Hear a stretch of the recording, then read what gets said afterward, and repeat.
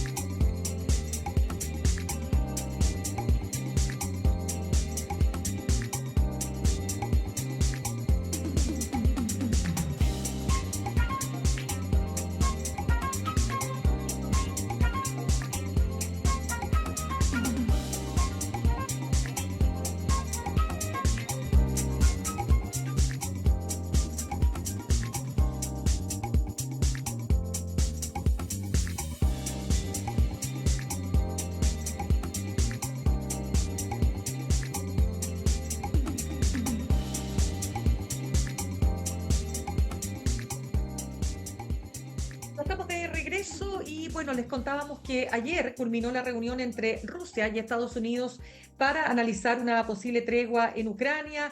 Los detalles se van a dar a conocer durante esta jornada. Y en otro ámbito sigue la tensión en Gaza, el alto al fuego lamentablemente, ¿no es cierto?, con esta situación que fue violada por el propio Netanyahu y que significó más de 400 personas muertas, por supuesto, entre ellas muchos niños. Más de 50.000 son los que han muerto en Gaza, en la franja de Gaza, desde el ataque de Hamás del 7 de octubre. Muchos temas que queremos pasar a conversar con el analista internacional y académico del Instituto de Estudios Avanzados de la USACH, Fernando Estensoro. Fernando, ¿cómo estás? Gracias por estar con nosotros esta mañana. Hola, ¿cómo estás? Buenos días y como siempre, muchas gracias por la invitación a conversar con ustedes. Gracias, Fernando. Antes de partir con los detalles de las conversaciones, fíjate que me quedé con un titular del New York Times esta mañana que dice: si Rusia es un adversario o un futuro socio de Trump. Se pregunta, ¿no es cierto?, hasta dónde, y te lo digo porque dicen que los servicios de inteligencia quieren determinar aquello. Y lo que les llama la atención a los periodistas que escriben este artículo es, bueno, ¿qué van a decir los servicios de inteligencia? ¿Lo que realmente ocurre o lo que quiere escuchar Donald Trump? ¿Cómo lo ves?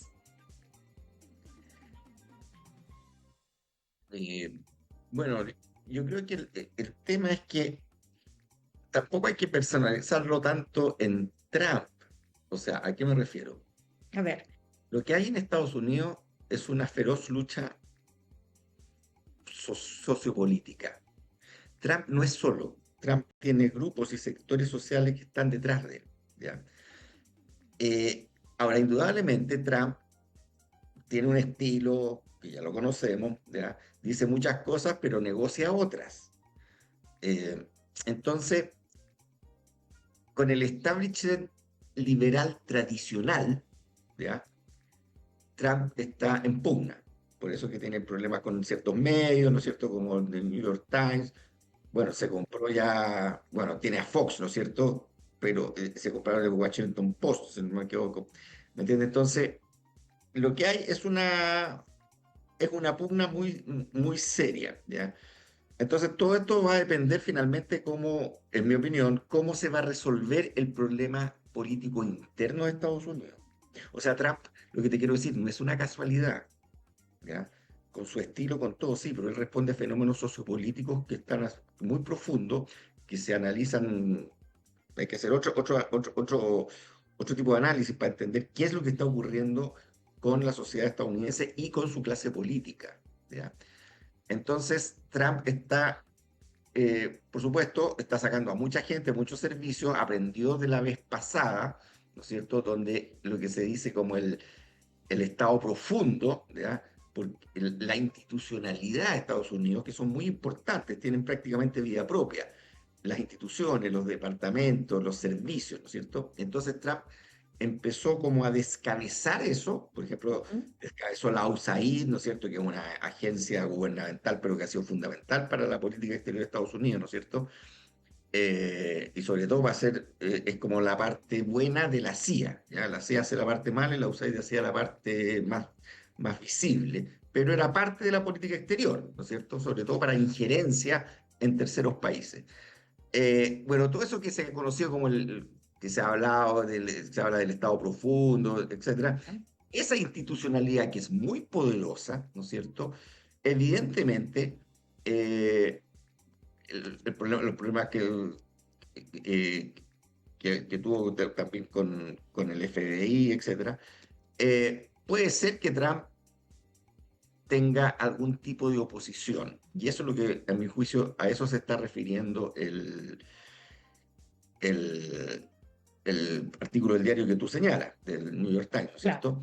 Pero no exacto. está claro, ¿ya? O sea, va a depender, eso ya es parte del juego interno, ¿ya? También se ha dicho todas estas teorías medias conspiranoicas que que de repente se ponen de moda, ¿no es cierto?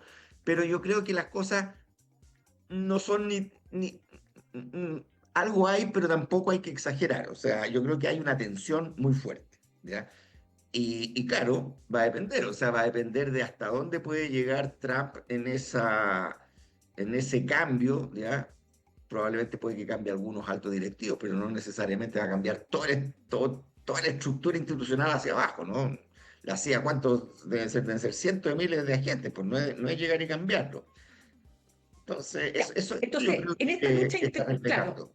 sí, súper interesante el punto, solo para despejar ahí. En esta lucha interna, ¿hay oposición que no se conoce o que no se ha hecho tan pública del Obvio. propio Partido Republicano? Es que te lo pregunto porque hoy día parece el Partido Republicano totalmente tomado por el trumpismo o por el movimiento MAGA, Make America Great Again. ¿Tú dirías, tú ves fisuras ahí? Eh, no te podría decir si veo ya en este minuto que hay una fisura, pero de que hay oposición, o sea, pero eso ha sido histórico. Imagínate las filtraciones, imagínate cómo sonaron a Nixon con el Watergate, ¿ah? Ese famoso informante, ¿no es cierto?, que se llamaba Garganta Profunda, ¿no es cierto?, que le Ujú. pusieron. Es un funcionario, ¿ya? O sea, las filtraciones vienen de adentro. Eh, y por distintos motivos, porque responden a sectores políticos, ¿ya? En nuestros países pasa lo mismo, pero a nivel más subdesarrollado, ¿no es cierto? En Estados Unidos ya la cosa es a otra escala. Entonces, las filtraciones, los que responden a determinados políticos o los propios personeros que trabajan ahí, que se sienten que se están violando los derechos de Estados Unidos, que se están cometiendo injusticias y que deciden hablar. No te olvides que George Bush hijo delató a un agente importantísimo de la CIA, o sea, una señora, porque ya no me acuerdo si fue un diputado o una persona importante, denunció que la guerra de Irak era una fabricación, ¿ya?, de la CIA, y que no habían pruebas de las famosas armas de destrucción masiva, Claro. ¿ya?, que era lo que decía Alemania también. Bueno, pero esta persona lo dijo, era un funcionario, un alto funcionario, no exactamente. ¿Y cuál fue la respuesta de George Bush, hijo? ¿No es cierto? Denunció, o sea, imagínate, denunció a su señora, que era un agente de la CIA de años, ¿me entiendes? Y lo peor que tú puedes hacer en esos servicios secretos es decir, mira, fulanita de tal es nuestra agente 008, ¿me entiendes?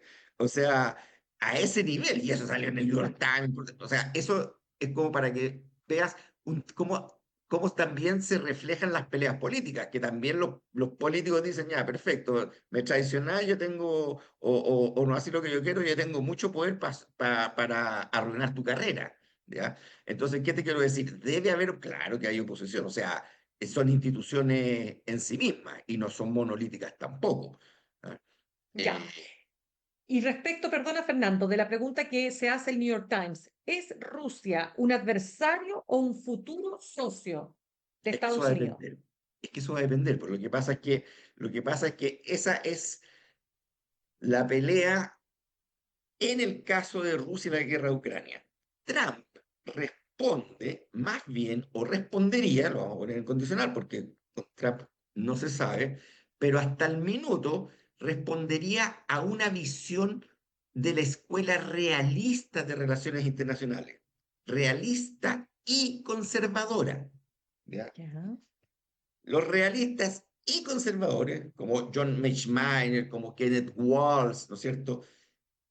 Una serie de teóricos académicos ya han ya, planteado, y muchos miembros del establishment estadounidense, importantísimo, los ex embajadores en Rusia, teóricos, o sea, economistas de tremendo renombre como Jeffrey Sachs, por ejemplo, ¿ya? Del ala liberal, más bien, no tan conservador, ¿ya? Han criticado toda la operación que se ha hecho en Ucrania, ¿ya? Por parte de ustedes. ya, Son serios críticos, serios, ¿ya?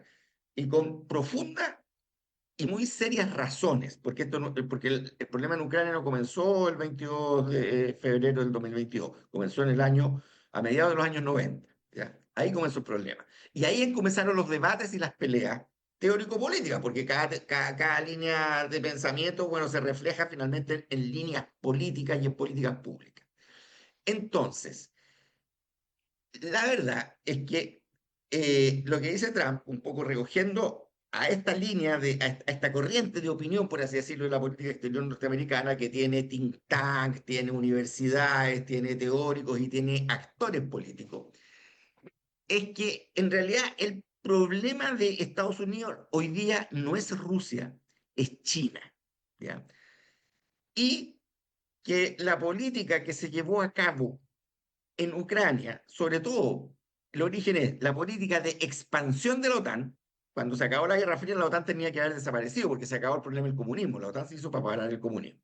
¿Ya? Entonces, cuando comienza la expansión de la OTAN, primero a los ex países de Europa Oriental que habían sido la órbita comunista y después la idea de cercar a Rusia y llegar a su frontera, iba a ser un desastre, porque Rusia ya no era la Unión Soviética, pero seguía siendo un imperio o tenía pretensiones imperiales y además que sigue teniendo el mayor arsenal nuclear del planeta. ¿Ya? Y así como Estados Unidos nunca permitió que se instalaran misiles atómicos en Cuba, porque en caso de una guerra no alcanzan a defenderse, están demasiado cerca, Rusia y la Unión Soviética, su doctrina de seguridad que sabía por todos los expertos es que nunca iba a permitir que se establecieran misiles nucleares a menos de 500 kilómetros su frontera porque no alcanzan a responder. ¿Ya? Yo no te digo que eso sea bueno o sea malo, lo que te digo es cómo operan las grandes potencias, así como opera Estados Unidos, opera Rusia. ¿Ya? correcto. Bueno, entonces, pero vino todo esta, a mi juicio, todo este mareamiento, este fin de la historia, etcétera, y pensaron ya de que, y Rusia es el país más grande del mundo, lleno de recursos, y desde el siglo XVIII que el Reino Unido, etcétera, siempre lo han visto como un peligro y como también un botín jugoso, ¿no es cierto? Entonces, esas son líneas muy estructurales, pero de la historia en la geopolítica europea. Entonces, Correcto. se marearon un poquitito. Entonces, ¿qué dijeron los realistas? Los realistas dijeron, no es una locura, en el fondo, vamos a meternos en un problema que puede escalar porque los rusos, por muy débiles que estén, porque en los años 90 Rusia está hecha a pedazos, se está haciendo capitalista, imperaban las mafias, ¿ya? Pero eso también decían, eso va a ser momentáneo, o sea, Rusia en algún minuto se va a recuperar. Entonces bueno, la estrategia que está planteando Donald Trump, él quiere acercar a Rusia, ¿ya? Para poder cercar o poder limitar el crecimiento chino, ¿ya? No, yo no te estoy diciendo que eso es lo que le va a resultar, ¿no es cierto? Pero Eso es lo que él dice. Entonces, desde esa perspectiva, si Rusia o no va a seguir siendo, va a ser un aliado o no, eso va a depender de cómo se ven las cosas. En primer lugar, por ejemplo, Trump quiere echar abajo los BRICS, ¿ya? Pero las cosas han cambiado mucho. En mi opinión, el proceso que está ocurriendo de que vamos hacia un mundo multipolar donde Estados Unidos va a dejar de ser el socio mayor, de hecho ya está dejando de serlo, ¿ya? Es imparable, ¿no es cierto? Entonces lo que hace Trump establece otro tipo de estrategia para tratar de enfrentar esa situación, ¿ya? Que tenga o no tenga éxito, no lo sabemos. Pero a eso me refiero. Hay dos estrategias. Entonces, por una parte, Trump económicamente, al parecer, es mucho más proteccionista. Trump no estaría con toda la línea como se había planteado la globalización, sobre todo el neoliberalismo, esto es la idea de la tierra plana, se acabaron las fronteras, se acabó un solo gran mercado, ¿no es cierto? Ese mundo ese mundo mágico que se creó entre los años 90 y principios de los 2000 se acabó, ¿ya? Y se acabó por una razón que ellos no la vieron venir, que fue el increíble crecimiento y desarrollo de China, ¿ya? Eso jamás se había visto en la historia, lo que han hecho los chinos en 40 años. ¿Ya? Y la verdad es que eso es imparable. Ya todos saben que es imparable. Entonces la pregunta es cómo ralentizamos o cómo renegociamos. Entonces eso también tiene estos tremendos debates, que es lógico también, en en los partidos políticos, en los cuerpos del poder, ¿no es cierto?, de Estados Unidos y de Europa Occidental, ¿ya? Como que se hace frente a esto. No hay una línea clara, o sea, durante 70 años, desde la Segunda Guerra Mundial, Occidente y Estados Unidos han dicho, han fijado las reglas del mundo, ¿ya? Y han dado certidumbre, buena o mala, pero más o menos ahí hay. Hoy día no tienen Ya, esa certidumbre, ¿ya? Entonces, correcto. eso va a depender. Porque, ¿y qué pasa si Trump pierde las próximas elecciones?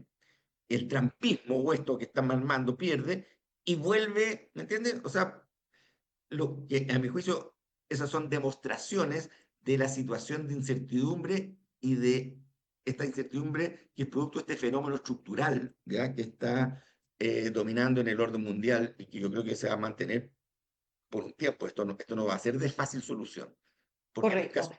nunca son de solución rápida, a eso me refiero. Solo para tenerlo claro, ¿cómo ves tú las conversaciones para, a ver, ¿realmente Donald Trump quiere terminar con la guerra en Ucrania, pues poniendo el foco realmente en las bajas de personas civiles que han muerto en esta guerra? ¿O lo ve como una transacción económica? Bueno, ¿qué me das tú? ¿Cuánto le doy yo? Algunos dicen que esto es a la medida de Rusia. En fin, ¿qué ves ahí? Mira, o sea, que esté preocupado por las bajas, eso me parece ya, o sea, no, yo creo que eso es más bien discursivo para presentar, para justificar la política, para darle una mejor, mira, no, yo creo que nadie está preocupado por las bajas, o sea, lo único que están preocupados por las bajas es la familia de las personas que están falleciendo, o sea, lo demás, la verdad es que lo demás es retórico, ¿ya? Ya. Porque si no, entonces nunca se debió haber desarrollado este conflicto. Este es un conflicto que nunca debió haber existido, ¿ya? Entonces, el tema es que quiere o no quiere la paz. Yo creo que sí, o sea, yo creo que quiere varias cosas. Primero quiere tratar de negociar con Putin, ¿ya? Tratar eh, de tratar de relativizar este acercamiento cada vez más fuerte, sobre todo después de con el conflicto ucraniano que está teniendo Rusia con China. ¿Ya? Yo creo que esa es esa es una parte. En segundo lugar, no quiere, para él no es un conflicto primordial, está más metido en Gaza, está más metido en otros lados, para él es un tema, ¿no es cierto? Y no quiere seguir gastando plata ahí, ¿ya? Metiendo plata, sino más bien él quiere recuperar plata, ¿ya? Y yo creo que como ve una oportunidad de negocio, ve una oportunidad de enriquecerse, entonces ya negoció, lo único que tenemos claro es que ya negoció el tema de las tierras raras que van a ser explotadas en Ucrania, pero van a ser explotadas en beneficio de Estados Unidos. Creo que con eso se va a pagar supuestamente todo lo que ha gastado Estados Unidos en esta guerra, es todo un proceso, ¿no es cierto?, seguramente de desarrollo de minería, etcétera, en Ucrania. O sea, ya está obteniendo recursos, seguramente, y eso me imagino que se irán a visitar, empresas privadas, qué sé yo, ¿ya? Ujú. Entonces, eso, o sea, digo ya, él quiere plata, ya por eso aranceles, por eso, ya, quiere financiamiento, tiene un déficit increíble, Estados Unidos tiene un déficit increíble, y él necesita mostrar logros económicos, ¿ya? Entre otras cosas, reactivar el proceso industrial en Estados Unidos.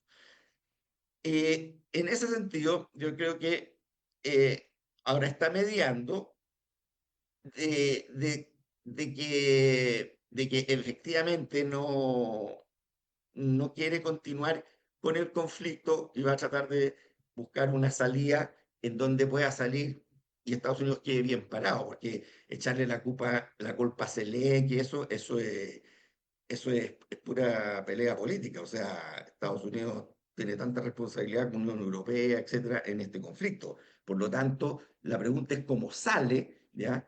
Y cómo sale ganando, por lo menos a términos de imagen.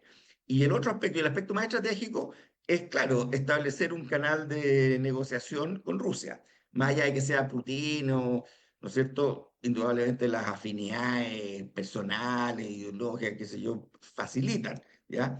Pero son intereses objetivos, ¿ya?, que tiene Estados Unidos de buscar un acercamiento con Rusia frente al crecimiento de China, como en su minuto Nixon y Kissinger se acercaron a la China de Mao, ¿ya?, en los años Ujú. 70, y reconocieron a Mao como la China verdadera, y la pusieron permitieron que ingresara a Naciones Unidas, porque antes Estados Unidos reconocía a Taiwán, ¿te das cuenta? ¿Por qué? Claro. Porque había que acercar a la Unión Soviética, y el peligro principal para Estados Unidos era la Unión Soviética.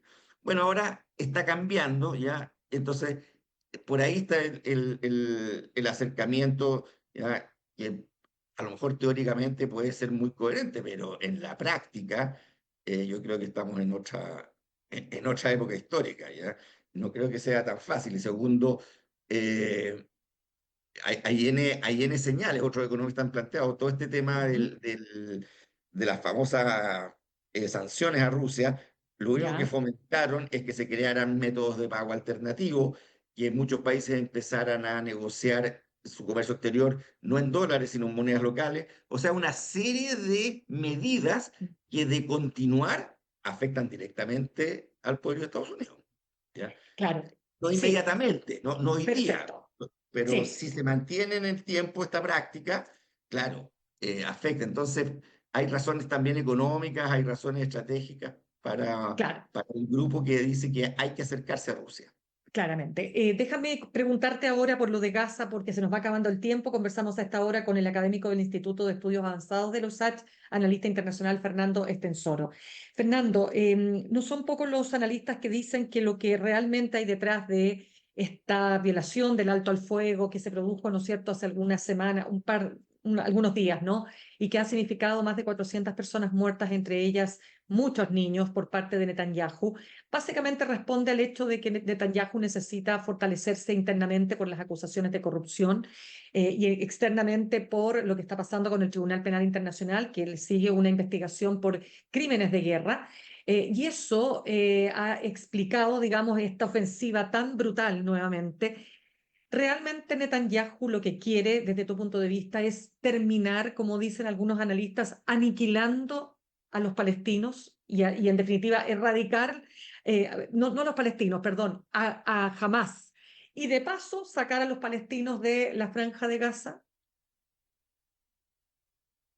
O sea, que quiere la Franja de Gaza, no me cabe duda, ¿ya? Yo creo que Netanyahu opera así porque tiene vía libre, ¿ya? Y por eso te decía que es muy hipócrita cuando un presidente como Donald Trump se está preocupado de las vías que se pierden en la guerra ucrania, y no dice nada de las vías que se pierden en Gaza, ¿me entiendes? O en otros conflictos. O sea, eso va a depender de los intereses políticos que están detrás. Yo creo que en el fondo Netanyahu tiene vía libre, ¿ya? Yo creo que no está ni preocupado ni por el Tribunal Penal Internacional ni por nada de eso. Ya, él sabe, además que que lo condene el Tribunal Penal Internacional, da lo mismo porque no tiene jurisdicción, ¿ya? O sea, no tiene, o sea, poder de gendarmería, ¿ya? Entonces, Putin también está condenado por el Tribunal Penal Internacional y ahí está. O sea, ¿qué te quiero decir? ¿Ya? No, yo creo que lo que tiene Netanyahu es, yo creo que saben perfectamente que tiene vía libre, que todo esto es discurso, que lo que hace Europa es un discurso nomás, están jugando al buenito de la película, ¿ya? Porque no hacen absolutamente nada, más allá de declaraciones. Porque si quisieran realmente parar esto, ¿no es cierto? Bueno, así como armaron a Ucrania, ¿por qué no arman a otro sector o una fuerza internacional y va y saca? ¿Ya? Entonces, por eso digo, esto es de una hipocresía increíble, pero sí muy mediatizada por, por, por la guerra comunicacional que también implica todos estos conflictos. Entonces, Netanyahu tiene vía libre y sabe que tenía violó porque en el fondo lo que él quiere es la franja de Gaza. ¿Ya? Él quiere agudizar el conflicto en una perspectiva, ¿no es cierto?, también es un sujeto, no sé si tú has visto, pero tiene unas ambiciones imperiales bastante singulares, pero él lo que sí necesita es demostrar una política efectiva y triunfadora, ¿ya? Para poderse mantener en el poder y poder asegurar sus posiciones al interior de la política de Israel. Ahí sí que está preocupado, ¿ya? En el flujo interno, en la pelea interna, que no lo vayan a sacar, etcétera. Y yo no veo por dónde, hasta el minuto, ¿ya? Mientras tenga este conflicto, mientras esté agudizado, mientras esté en estado de guerra, es muy difícil que, ¿me entiendes? Se tiende a producir una unidad nacional. Y esa ha sido una estrategia clave de Netanyahu. Y segundo, tiene el chip libre, ¿ya? Y si puede, y esto lamentablemente va a seguir empeorando, ¿ya? Porque por otro lado tiene todo el apoyo de Trump, ¿ya? Entonces, ahí tú tienes esta política contradictoria, ese es otro problema, es otro fenómeno político, ¿no es cierto? Todo como, ahí están los otros intereses, ¿ya? Eh, entonces, Netanyahu sigue con su política de limpiar la franja de Gaza. Lo que ellos quieren es la franja de Gaza. Eh, Porque la estrategia de, o sea, eliminar a Hamas, ¿no es cierto? Bueno, pero no tiene por qué hacer, no tiene, está eliminando a todo a toda la población, por así decirlo, está haciendo una masacre indiscriminada. La pregunta es, ¿así se elimina a Hamas? ¿Ya? O se elimina de otra forma. ¿Te das cuenta? Vuelve el mismo problema. Los mismos problemas que también se producen acá en Chile y en otros países, como tratar el tema de la delincuencia, ¿me entiendes? ¿No? No, hay que matarlo a todos, no, hay que negociar, no, hay que desarrollar políticas sociales. Es para explicarte, esto también pasa en política internacional, ¿ya? Lo que hay es una postura dominante, Netanyahu tiene el poder, su grupo tiene el poder y están aplicando su política. Y su política eh, es bueno, avanzar todo lo que sea posible, ¿ya? Derrotar, no solamente derrotar militarmente, limpiar, ¿no es cierto?, de enemigos, ¿ya? Toda esa zona, porque frente a las costas de Gaza hay enormes yacimientos de gas en el mar, ¿ya? Que ya los están concesionando y técnicamente no son de Israel, son de Palestina, son de Gaza. Y por eso también viene todas estas voladeros de luces, ¿no? Nubes de humo de que van a hacer un resort, van a hacer una suerte de riviera, ¿ya? Porque un rano la riviera va a ser la fachada, lo que quieren es el gas, ¿ya? Que está en el subsuelo marino a pocos kilómetros de Gaza, ¿m? Y los recursos, entonces, por eso está esta situación. Pero, claro, eh, yo creo que no está actuando por temor Netanyahu. Yo creo que está actuando porque sabe que es impune, puede hacer lo que se le dé la gana y no va a pasar absolutamente. Más allá de que le digan que es un malo por los titulares, que hay algunas declaraciones de algunos, dije, no va a pasar absolutamente nada, salvo que el problema venga de adentro de Israel, o sea, que la pugna interna ya permita cambio de gobierno. Pero yo creo que no hay ninguna posibilidad, por lo Uf, menos qué tremendo. en el corto plazo. Sí, realmente un escenario brutal, ¿ah? Para quienes están viviendo esta verdadera masacre, hay que decirlo así, tal cual. Fernando Estensoro, analista internacional, académico del Instituto de Estudios Avanzados de la Universidad de Santiago, gracias por haber compartido tu análisis con nosotros. Muchas gracias. Un gusto siempre conversar contigo. Muchas gracias. Saludamos a nuestros auspiciadores. Ahorrar cotidianamente se puede y de forma organizada, rápida y online con Ahorrando, la nueva funcionalidad de tu app Coopeuch, en donde puedes programar ahorros de manera fácil y entretenida, eligiendo tus propias reglas y metas. Haz que el ahorro sea parte de tu vida con Ahorrando de Coopeuch. Más información en coopeuch.cl. Y te invitamos a inscribirte en el nuevo newsletter del Mostrador. Aquí Valparaíso, porque Santiago no es Chile. Las noticias con identidad propia de la región todos los lunes en tu correo. Me despido. Nos reencontramos mañana a las 8 en punto. Que tengan un muy buen día. Copeuch Inversiones, el sitio donde todos pueden invertir, presentó Al Pan Pan en el Mostrador Podcast. Cerramos por hoy Al Pan Pan con Mirna Schindler. De lunes a viernes de 8 a 9 de la mañana, entrevistas para partir el día. El Mostrador Podcast, el poder de la independencia.